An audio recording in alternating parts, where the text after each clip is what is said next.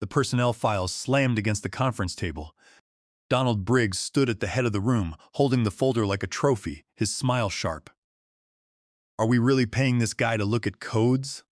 He let the words hang in the air, making sure every executive heard him. $800,000 a year to sit in an office and stare at spreadsheets. 12 pairs of eyes turned toward me. I kept my hands flat on the table. This was my execution, and Donald was enjoying it. I have been here 3 weeks, he continued, pacing like a prosecutor. 3 weeks, and I can identify the inefficiencies bleeding this company dry. Senior Compliance Analyst, he said my title like it was a punchline. This is a bloated role that looks good on paper but delivers zero value. I am Harold Vance. I spent 6 years at Vertex Financial, catching mistakes that would have buried this company. 6 years of reading contracts, finding the clauses everyone else missed, flagging the deals that looked golden but were actually landmines. Donald Briggs, who had been here barely long enough to learn where the building directory was reducing my entire career to looking at codes. Harold here makes more than some of our department heads, Donald said, warming to his audience. George Miller, our chief financial officer, was watching carefully. Catherine Foster, my boss, looked like she wanted to disappear into her chair. And what is his output? Reports nobody reads, emails about theoretical problems, warnings about disasters that somehow never actually happen. Catherine tried to cut in. Donald, if you look at Harold's actual track record over the past 6 years, he waved her off like she was a mosquito. I have reviewed the track record. Lots of activity, lots of busy work. What I do not see is concrete return on investment. What I do not see is a single catastrophe he has actually prevented. Because those catastrophes he is always warning about, they never materialize. Maybe because they were never real in the first place. That was the moment I snapped. I had been up since 4 that morning finishing my analysis of the Zenith Logistics acquisition. My son Toby had been sick for 3 days. My daughter Lily needed help preparing for her debate. My wife Rachel was holding our family together while I worked 16-hour days, and I was done being diplomatic. Section 12, subsection 4 of the Zenith Logistics acquisition agreement, I said. My voice cut through the room, steady and cold. The earn-out structure directly contradicts the indemnification language. If we close this deal tomorrow as planned, we are exposed to liability that could exceed $2 billion. Donald's grin got wider.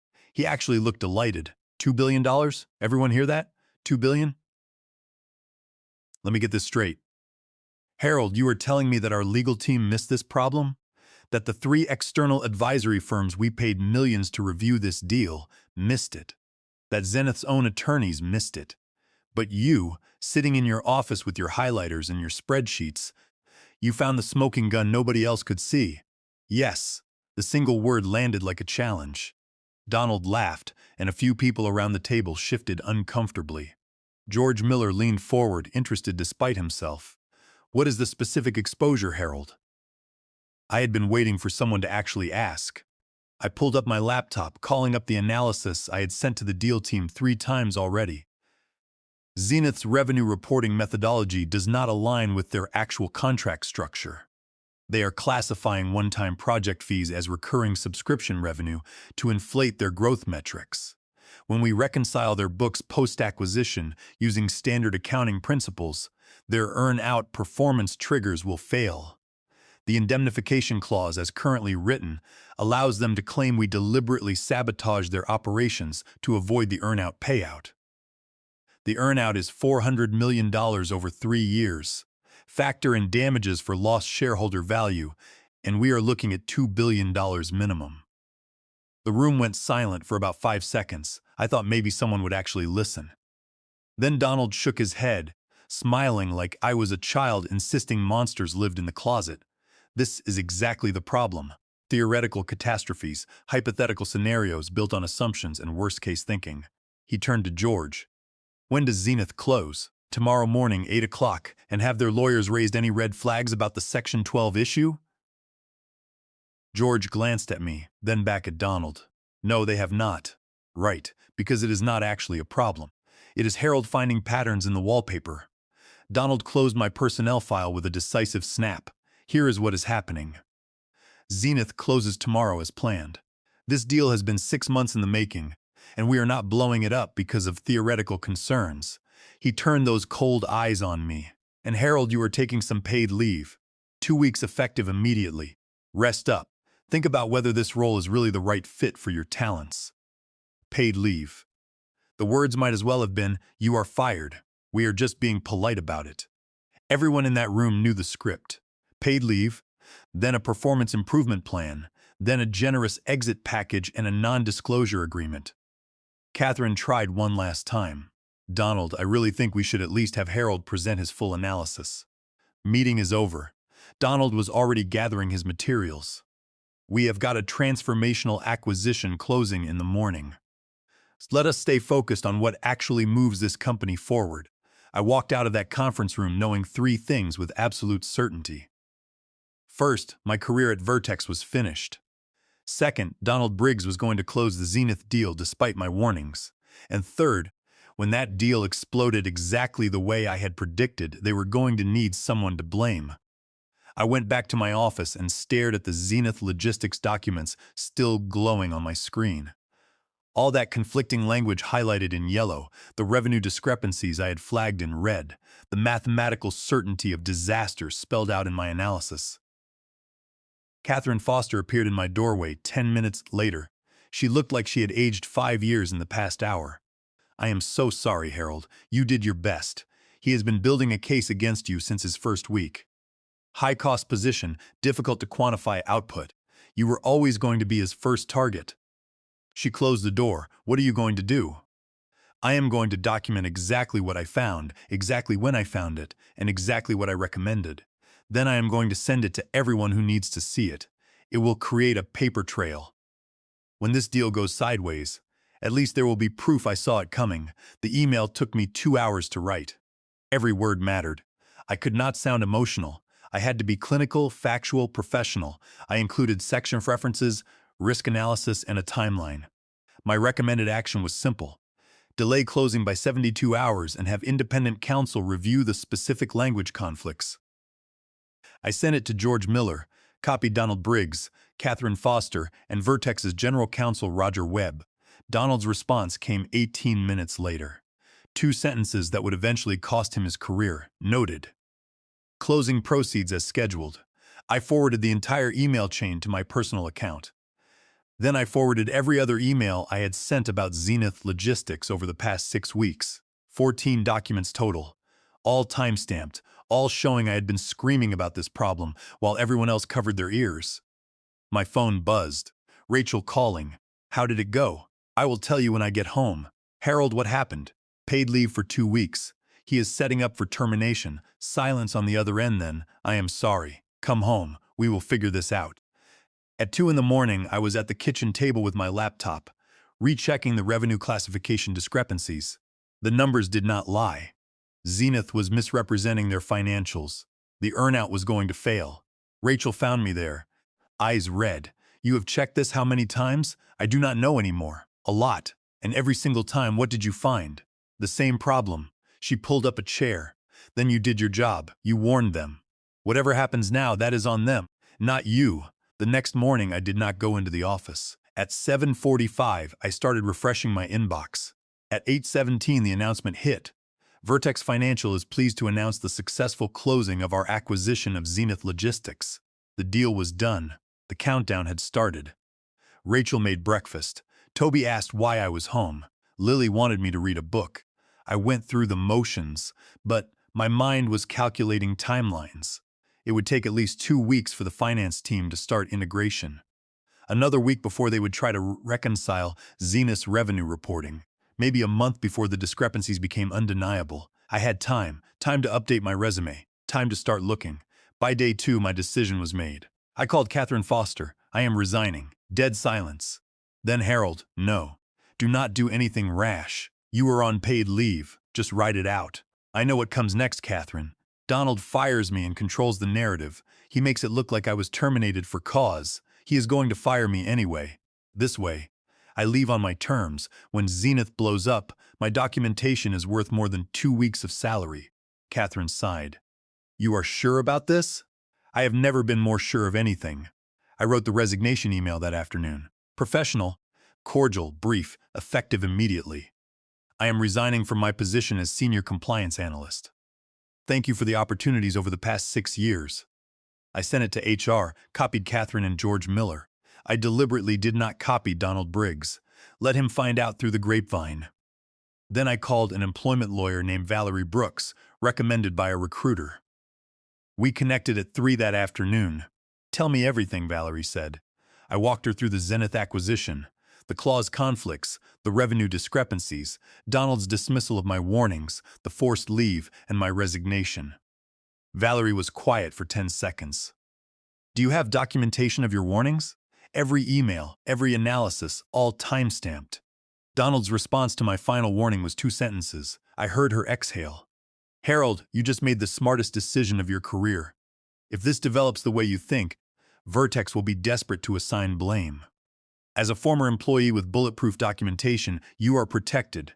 More than that, you are valuable. Forward me every document. I spent the next 4 hours sending 23 files. Valerie called me back that evening. This is excellent documentation. Now we wait. Rachel was not entirely on board with my resignation. We needed that income. I know, but I could not sit there on forced leave waiting for the axe to fall. I will find something else. The market is good for compliance analysts. I had already had 2 recruiters reach out based on my LinkedIn. She pulled me close. I trust you. I just do not want these people to hurt you any more than they already have. Too late for that. But I can control what happens next. The first week after my resignation was surreal. I actually showed up to Toby's debate practice. I took Lily to a follow-up doctor's appointment without rescheduling. I cooked dinner every night. Rachel kept saying I seemed lighter, less stressed. But underneath everything, I was waiting for the other shoe to drop. Welcome to the Payback Office channel, where doing the right thing sometimes means standing completely alone. If you're invested in how this plays out, subscribe and help us reach 9,000 subscribers. Catherine Foster called me on day 8. How are you holding up? Better than expected. Sleeping more. Actually seeing my kids. How is everything there? Tense. Donald's on a rampage with his efficiency initiatives. He eliminated 3 more positions this week. All high salary roles. He has not mentioned your resignation once. It is like you never existed. That hurt more than I wanted to admit. 6 years of excellent work erased in 3 weeks by a new executive.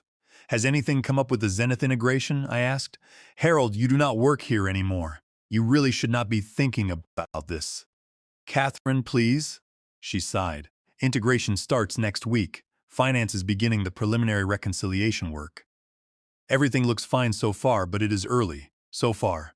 Those were the operative words. The bomb was still ticking. I updated my resume. It felt like defeat, but it was also practical. I talked to 3 recruiters. The response was positive. Senior compliance analysts with your track record are in massive demand, one told me. Especially with experience in large-scale acquisitions. You could probably command $900,000, maybe push for $1 million at the right firm. The numbers should have excited me. They felt empty. I had interviews lined up with 2 different firms. Both were interested in my experience preventing deal disasters. I did not mention that my most recent attempt had gotten me laughed out of a conference room. On the Saturday that marked exactly 2 weeks since the Zenith closing, my phone rang at 8 in the morning, Catherine. Her voice was shaking so badly, I almost could not make out the words. Harold, oh my God, you were right. You were completely right about everything. My heart started pounding. I walked out of the kitchen where Rachel was making pancakes. Tell me what happened. Zenith's quarterly financial reports came in yesterday. The revenue recognition issue you flagged. It is catastrophic. They have been systematically misclassifying contract revenue for 18 months. One-time project fees categorized as recurring subscriptions. Implementation charges listed as ongoing service revenue. When our finance team started applying standard accounting practices for the integration, nothing reconciled. We are talking about hundreds of millions of dollars in revenue that does not exist the way they reported it. I sat down, legs suddenly weak. What about the earn-out clause? Catherine's voice dropped to a whisper. Their lawyers sent a formal demand letter this morning. They are claiming we deliberately interfered with their operations during the integration, which caused the discrepancies to surface and destroyed their earnout value. They are citing the exact indemnification language you referenced. Harold, they are demanding $2,100,000,000 in damages.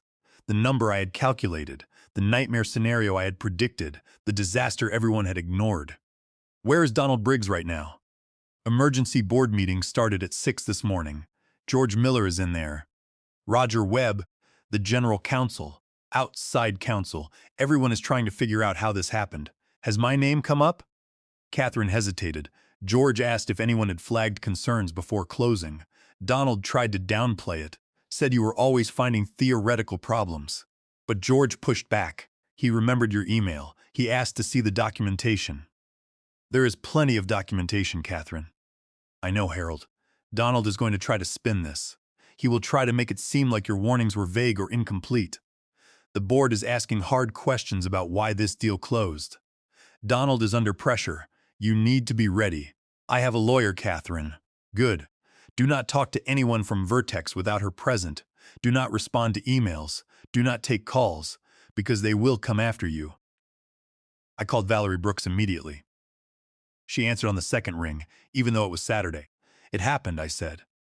Zenith, everything I predicted. They are claiming $2,100,000,000. Send me any communications you receive from Vertex. Do not respond to anything without my approval. By Monday morning, my inbox was flooded. George Miller trying to reach me, Roger Webb wanting to schedule a call. Even Donald Briggs sent an email. Need to discuss Zenith matter urgently. I forwarded every message to Valerie and did not respond. Tuesday afternoon, Valerie called.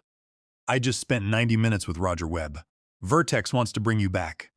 As what, a scapegoat? As a consultant. They need your expertise to build their defense against Zenith's claim. You know the deal structure better than anyone. They need you to walk their legal team through everything so they can mount an effective defense. The irony was funny. 2 weeks ago, Donald Briggs was mocking my salary. Now they want my help. They are desperate. And here is what makes this interesting, Valerie said. The board is asking pointed questions. Why did this deal close despite identified risks? Who made that final call? Donald is feeling heat from above. Before we even consider you helping them, we need terms that protect you completely. What kind of terms? Full indemnification from any liability related to Zenith. An independent consulting rate of $15,000 per day. Most importantly, any response to Zenith's claim must include a timeline establishing that you identified these risks, properly escalated your concerns, and were overruled. You are not the person who caused this disaster. You are the person who tried to prevent it. That needs to be documented in writing. Over the next 5 days, Valerie negotiated with Vertex's legal team. Every term I had outlined, every protection I needed, every piece of the narrative that established my warnings and their decision to ignore them. They agreed to everything. They had no choice. They were staring down a $2 billion claim, and I was the only person who understood the full scope of the problem. Rachel was not sure it was the right move. You could just walk away, let them clean up their own mess. I could, I admitted. But $2 billion does not just hurt Donald Briggs. It hurts every single person who works at Vertex.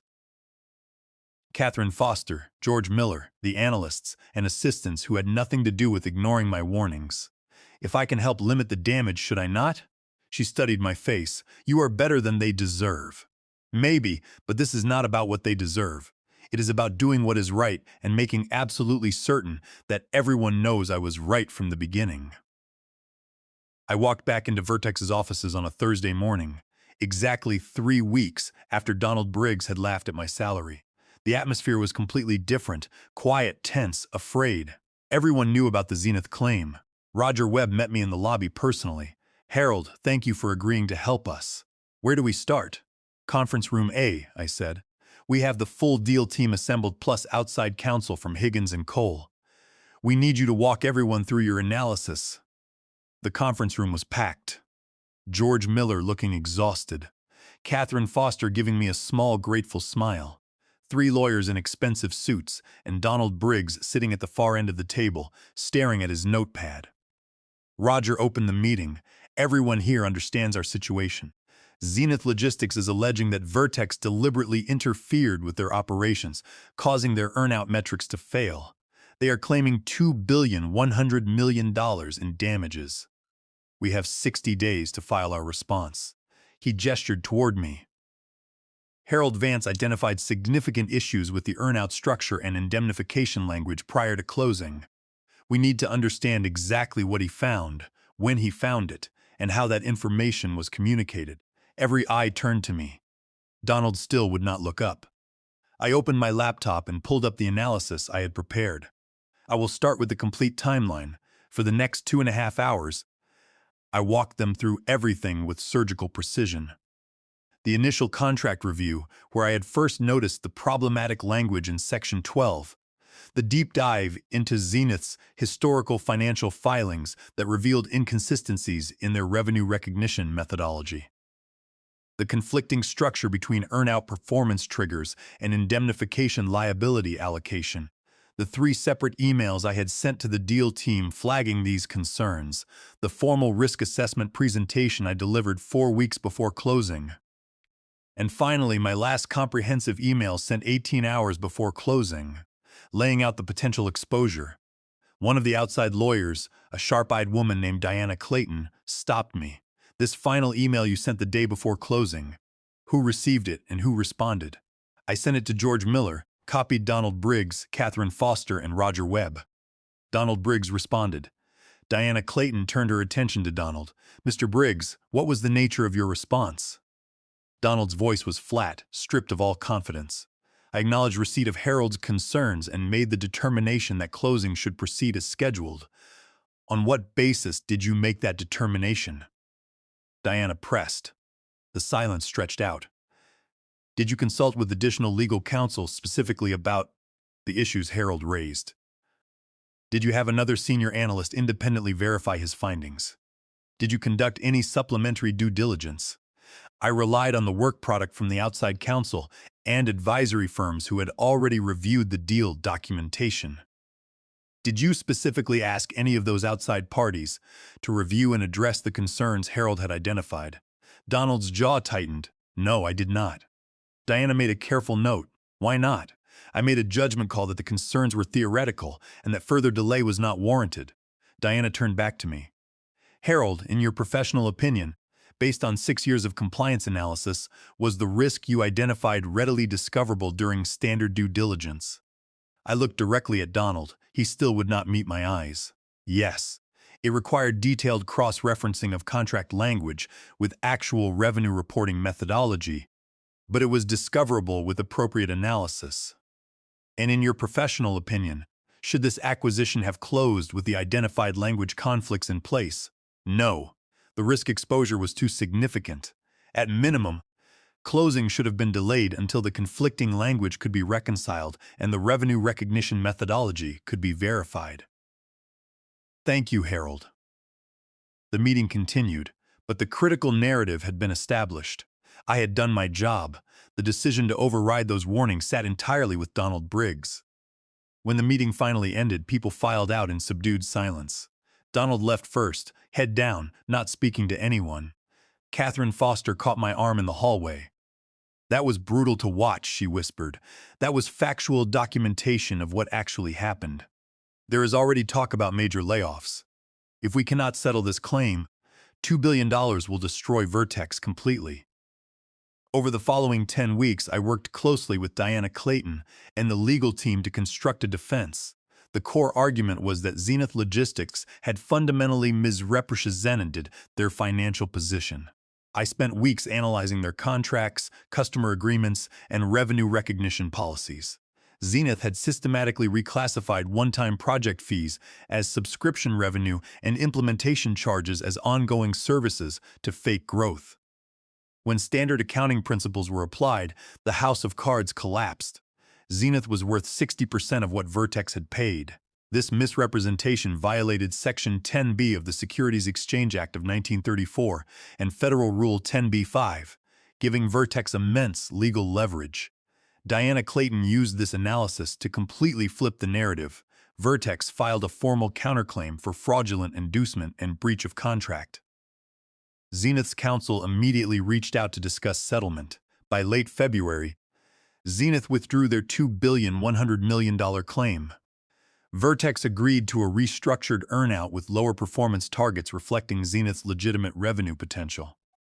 No additional money changed hands. Vertex survived. Barely. Donald Briggs resigned in March.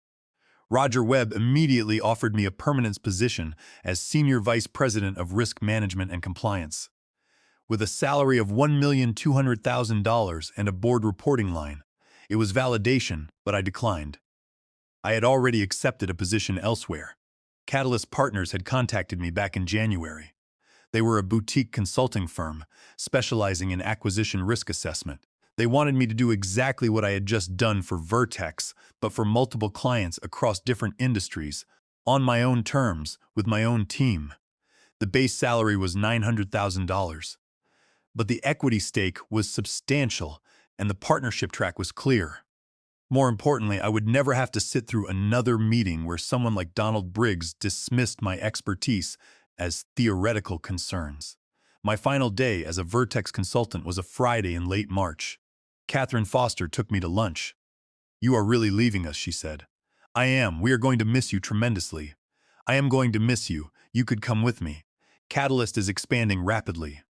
Catherine smiled but shook her head. "Maybe eventually. Let me see how things evolve here with new leadership." That night, Rachel and I celebrated. "You stood your ground and protected yourself," she said. I felt relieved but also angry that it had taken a near-catastrophic disaster for people to listen, and that Donald had faced minimal real consequences. But that anger was useful fuel. It reminded me exactly why this work mattered. Someone has to be the person in the room willing to say, "Stop. Look at this. Think about what we are actually doing." Someone has to read the fine print that everyone else finds boring. Someone has to run the numbers that seem tedious until they prevent disaster. And when that someone gets laughed at, dismissed, sidelined, or pushed out, they have to be strong enough and prepared enough to stand by their work regardless. 6 months later, George Miller messaged me. He had left Vertex and was consulting. His message was short: "I should have backed you up. I am genuinely sorry."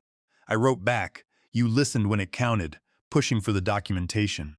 That is what counts. Stand by your work, document everything, and the truth will win." It cost Vertex $2,100,000,000 in claimed damages to prove I was right, but I would have been right at any price.